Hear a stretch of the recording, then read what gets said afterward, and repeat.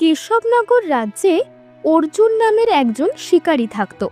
একদিন অর্জুন তার ধনুক আর তীর হাতে নিয়ে ক্লান্ত ও হতাশ হয়ে জঙ্গলের দিকে হেঁটে চলেছে।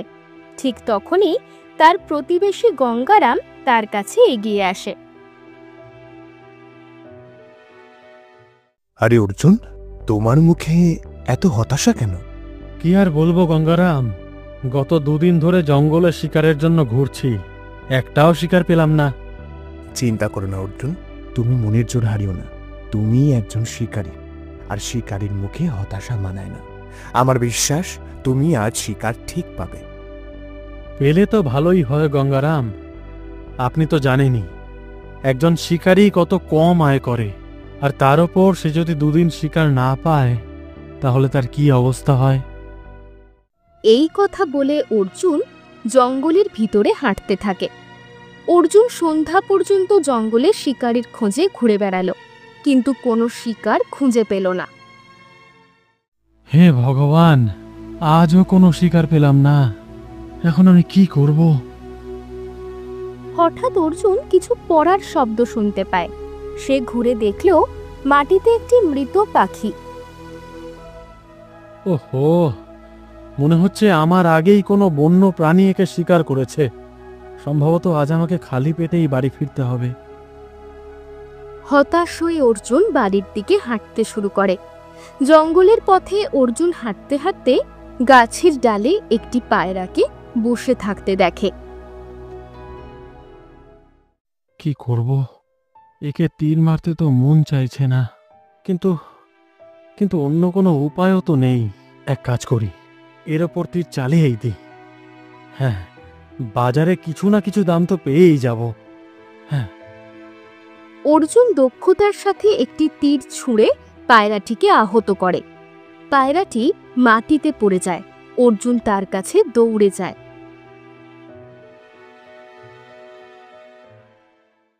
হে শিকারী, আমাকে মেরো না, আমি তোমার কি ক্ষতি করেছি? আরে বাপরে, এ তো মানুষের গলা। হ্যাঁ, এটা নিশ্চয়ই কোনো মায়াবী পায়রা।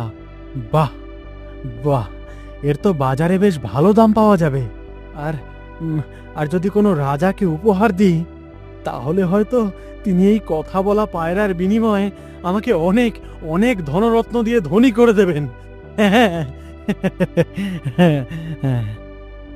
অর্জুন যেই পায়রাটিকে তুলতে যাবে, সে আবার কাঁদতে কাঁদতে বলে ওঠে, এমন কাজ করার কথা কখনো ভেবেও না।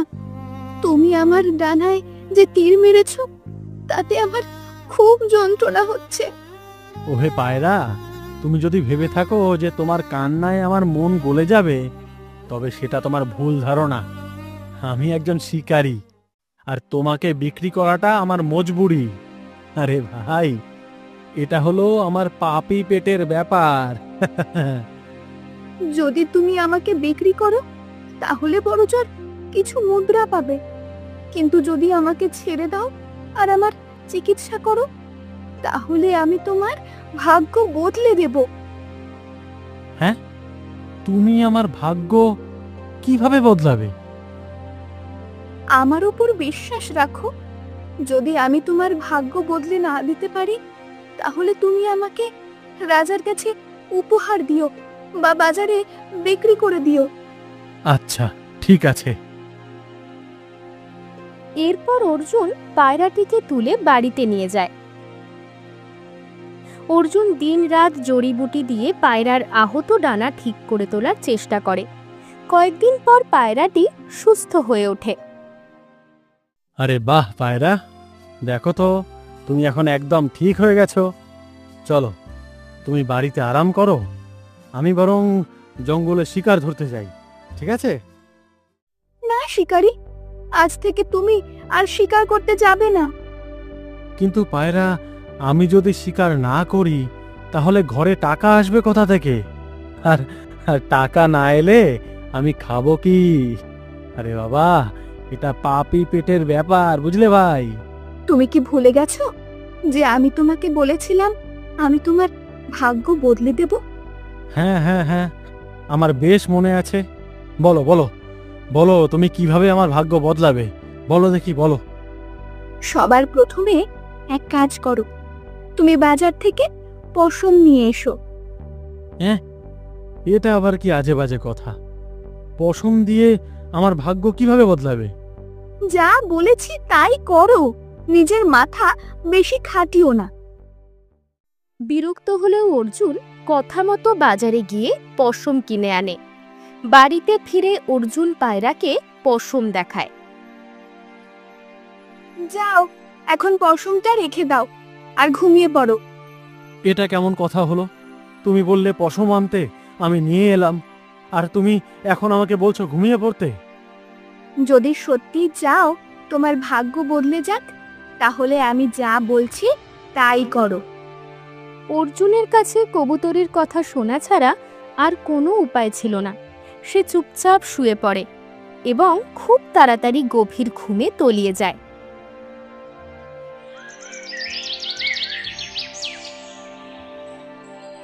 পরদিন সকালে অর্জুন ঘুম থেকে উঠে দেখে তার সামনে একটি চমৎকার রাজকীয় পোশাক রয়েছে। সে অবাক হয়ে যায়। আরে বাপরে বাপ, এত সুন্দর আর এত রাজকীয় পশমের পোশাক! আরে এটা কে বানিয়েছে? এটা আমি বানিয়েছি। দেখো, এটা সেই পশম যা তুমি কাল নিয়ে এসেছিলে। বাহ বাহ বাহ! আরে বাপরে, এটা তো একেবারে রাজকীয় পোশাকের মতো লাগছে। কি দারুণ! যাও, এখন এটা বাজারে বিক্রি করে এসো, কিন্তু মনে রেখো, রাজপ্রাসাদের কাছের বাজারে এর খুব ভালো দাম পাবে। অর্জুন পোশাকটি নিয়ে বাজারে যায়। বাজারে খুব ভিড়। রাজার মন্ত্রী পোশাকটি দেখতে পান। কি দারুণ! বাহ, এই পোশাক তো অপূর্ব। হ্যাঁ, কে বানিয়েছে এটা? হ্যাঁ হ্যাঁ, আমি বানিয়েছি, আমি। তুমি? আরে বাবা, আমি এই রাজ্যের মন্ত্রী। তা বলতে এত দ্বিধা করছো কেন? হ্যাঁ, সত্যি সত্যি এই পোশাক একেবারে অমূল্য। বলো বলো, এর দাম কত বলো? আগে প্রায় 20টি স্বর্ণমুদ্রা। এই নাও 20টি স্বর্ণমুদ্রা, নাও। তারপর মন্ত্রী পোশাকটি নিয়ে চলে যান।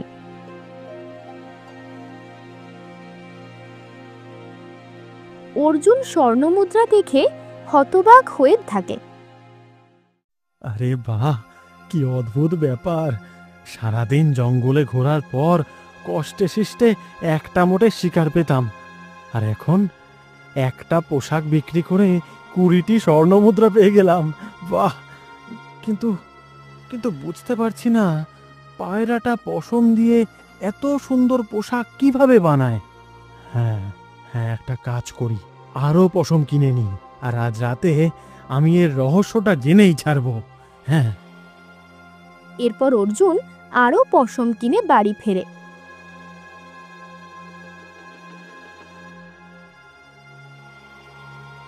সে পায়রাটিকে সব ঘটনা বলে আর স্বর্ণমুদ্রার থালাটিও দেখায়। এই দেখো, একবারেই 20টি স্বর্ণমুদ্রা লাভ হয়েছে। যদি যদি রোজ এমনই হতে থাকে, তাহলে তো আমি শীঘ্রই সবচেয়ে ধনী শিকারী হয়ে যাব। এই নাও, আমি আরো পশম কিনে এনেছি। ঠিক আছে, এখন তুমি ঘুমিয়ে পড়ো। সকালের মধ্যে আমি আরো একটা রাজকীয় পোশাক তৈরি করে রাখবো। আমি বলেছিলাম না যে আমি তোমার ভাগ্য বদলে দেব?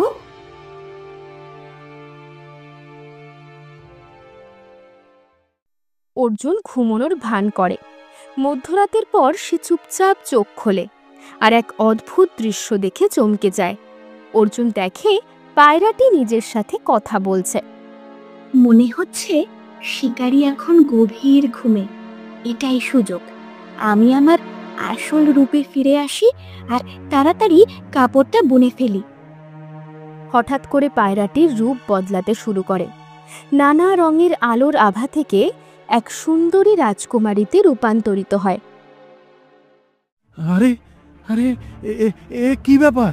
এ কি, তুমি কে? এ কি, তুমি তো ঘুমাচ্ছিলে। না, আমি ঘুমোইনি। আমার বিশ্বাস ছিল যে একটা পায়রা পশম দিয়ে এত সুন্দর পোশাক বুনতেই পারে না, আর সেই জন্যই আমি জেগেছিলাম। সত্যি করে বলো তুমি কে? রাজকুমারীর চোখে জল চলে আসে। আমি আর কেউ নই, আমি কল্পরাজের রাজকুমারী কল্পনা, রাজা বীর প্রতাপের কন্যা। কি, তুমি রাজা বীর প্রতাপের কন্যা? হ্যাঁ, অনেক বছর আগে আমার বাবার কোনো সন্তান ছিল না। তিনি অনেক যজ্ঞও করেছিলেন, কিন্তু কোনো ফল হয়নি।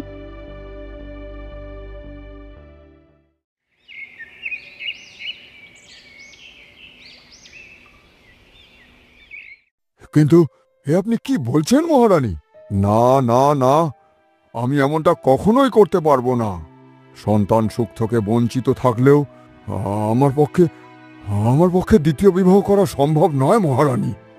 না মহারাজ, রাজ্যের ভবিষ্যতের জন্য এটা প্রয়োজন। আপনি যদি দ্বিতীয়বার বিয়ে না করেন, তাহলে আমাদের রাজ্যের উত্তরাধিকারী কিভাবে আসবে? মহারানী, এটা কোনো সমস্যার সমাধান নয়। ভবিষ্যতে আমি এই বিষয়ে আপনার সাথে আর কথা বলতে চাই না। এই প্রসঙ্গটা এখানেই শেষ করুন। চলুন, এখন চিন্তা ছেড়ে আমার সাথে রাজবাগানে চলুন। ঠান্ডা হাওয়ায় কিছুক্ষণ বসলে মন শান্ত হবে। চলুন। রাজা ও রানী বাগানে বসে আছেন। এমন সময় একজন সাধু আসেন।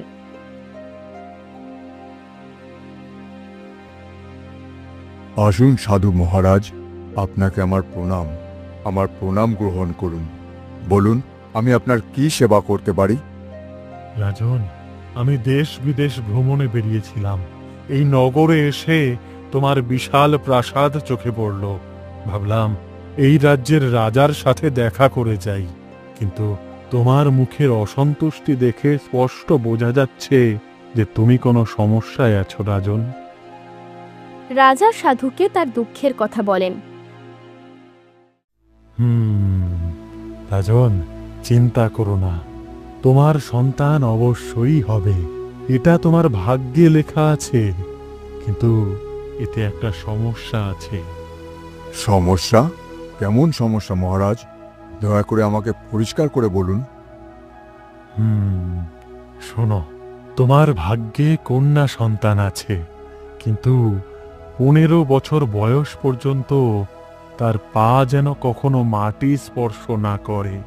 যদি সে মাটিতে পা রাখে, তাহলে কোনো অঘটন ঘটবে। সমস্যা? কেমন সমস্যা মহারাজ?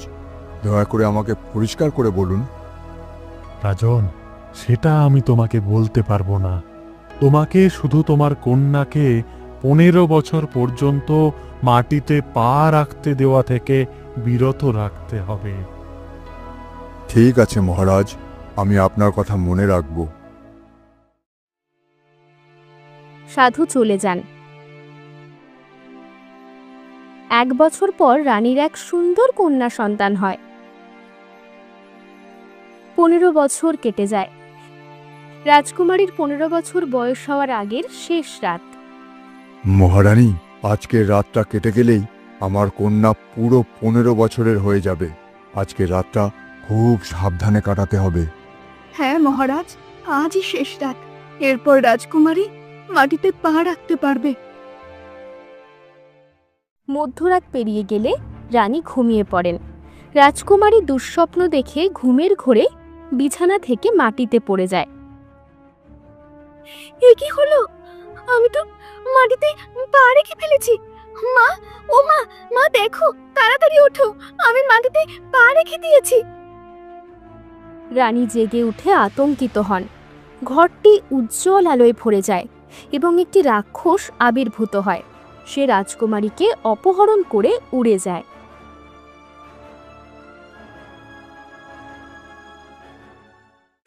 বা রাজকুমারী, তোমার সৌন্দর্যে আমি মুগ্ধ, অতি সুন্দর।